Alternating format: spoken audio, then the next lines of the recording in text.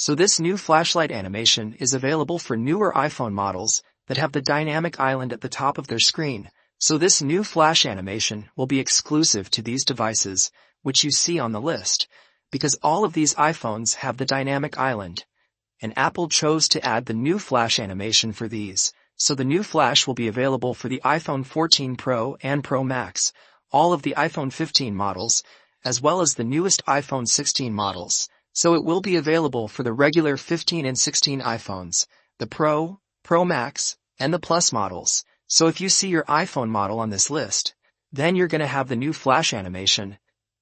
But if you still don't see the new flashlight on iPhone, then all you have to do is to go over to your settings, then go over to General, Software Update, and then make sure that your iPhone is updated to the latest iOS 18 version. If you didn't see this new flash animation, then you were probably on iOS 17. So you will have to update to iOS 18, because this animation is a new feature which Apple has added. And sadly, if you don't have the iPhone model from the list, then this new flashlight won't be available for your device, and you'll have the old version, because Apple chose not to add this to older iPhones. But yeah, that's it for this video, everyone. Thank you so much for watching, and I'll see you in the next video.